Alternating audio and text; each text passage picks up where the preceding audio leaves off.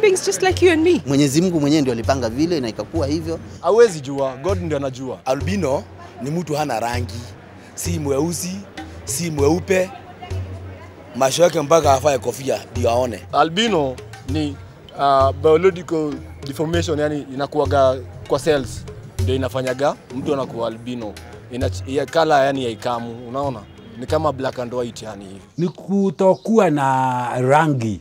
Wakati wa kuzaliwa wazazi wanakosa rangi ile ambayo inakufanya uwe mweusi. Albinism is a genetic condition which is characterized by lack of pigment called melanin.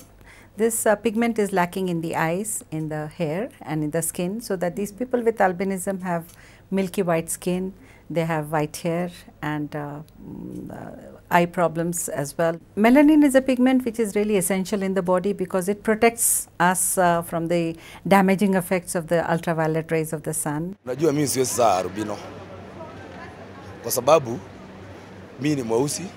Okay, niko na wanne. Huu ndio first born, alafu kuna second born Kaboy, alafu third born Michael, alafu fourth born huyu. Sasa Michael na huyu ndio wako na albinism. Wao wawili wa mwisho. Both the parents should be carriers of the gene for them to get a child with albinism. So it is quite, sometimes the parents are very shocked to get, because both the parents were had normal pigment, but they can have a child with albinism.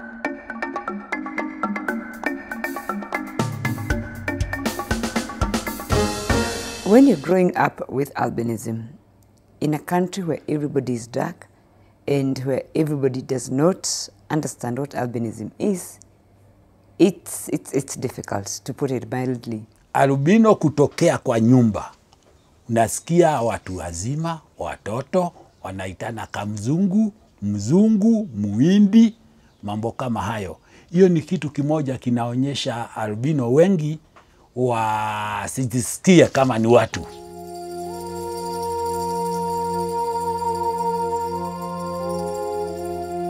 Many people think that people with albinism do not die. There are people who think that they have some supernatural powers. Some people would think that, you know, they have got, they are a curse to the family. Kenya sisi hatujui maneno ya uchawi sana. Ndio. Lakini tukienda nchi zingine inabidi ukiwa albino unafichwa. Kwa sababu usipofichwa kuna watu wanakutaka sana. They are crying for your blood. Kufa tunakufa kama wale wengine. Na kama albino angelikuwa ni mtu ya kufanya nywele yake hati inafanya mtu awe tajiri ama nyama yake, sisi pia hata wazazi wetu angelituchinja na wawe matajiri.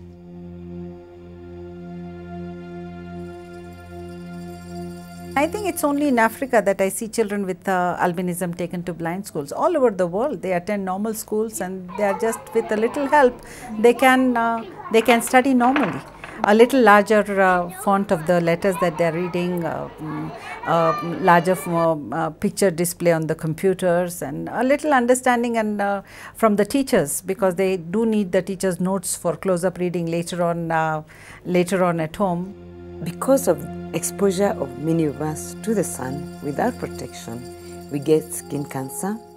It goes into internal organs, so people die by the age of 30. In fact, when I first started reading about albinism, I thought I would also die before I was 30. And that's why it is also advisable that these people, whenever, even if they are for a short period going out in the sun, to use sunscreen on their on their skins with high sun protection factor of 30 and above, that they should use. And then of course they can go into the sunlight. And they have to also use a hat to protect their eyes from the direct sunlight. Hii ni 1500.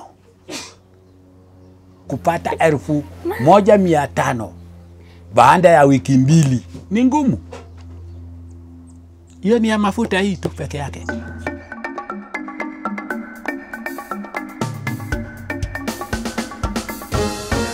If you're a person with albinism, first and foremost, I think you have to get registered with our foundation that we have found. It is called Albinism Foundation of East Africa. We encourage people to come and meet us and talk to us, and we link up people, you know, like we link up youth with each other. We've been holding forums where we invite people to meet each other. Sasa isipokuwa tulipata wao ndio walitusaidia kutuambia. Alafu tena unaenda kwa mikutano unakutana na mzazi mwingine pia ako na wao. Actually, the foundation does in their offices do keep some sunscreen so that whoever goes there they can give. But it's not possible for the foundation to give them sunscreen for the rest of their lives. It's not possible. That has to be something that the government has to look very seriously at. We have also set up an initiative which we call the Friends of a Fair. You as an individual can say, I'm going to pick one child with albinism. I'll help them to buy sunscreen. I'll help them to buy glasses. If they're unable to get education, I'll help them to get education.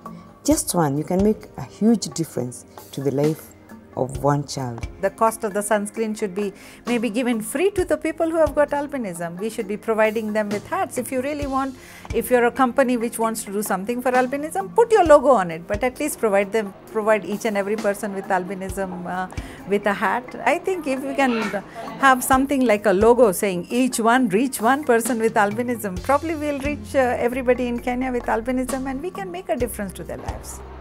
It's a responsibility of the government to see that each and every child with albinism gets a good education. And once he has finished his education, to get admission into university. And when there are so many people with albinism, they do not get jobs. In a sense, the government can look at this as ensuring and meeting its obligations under international law to provide health, to safeguard the right to health of all its people without discrimination.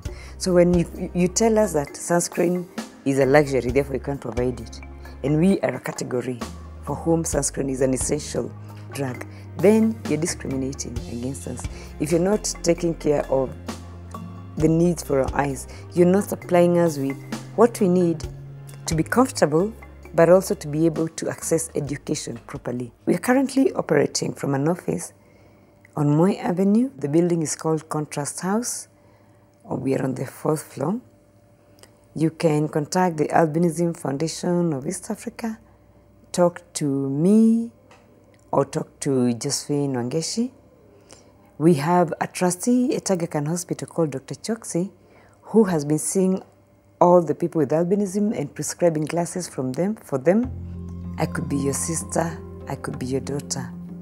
It's a genetic thing, it doesn't choose. In every other way, basically, I'm a human being. I have 2 hands, 2 legs, 2 ears, you know the usual things, eh? I will get all the diseases that you, as a person with normal pigmentation, will get. I will laugh and cry like every other person. I do not have special magical powers like people in Tanzania believe. I will die. There are some strange people who believe that people with albinism don't die. I do not understand that one. I was not born because my mother or my father did something wrong, or because my mother was unfaithful to my father with a Caucasian.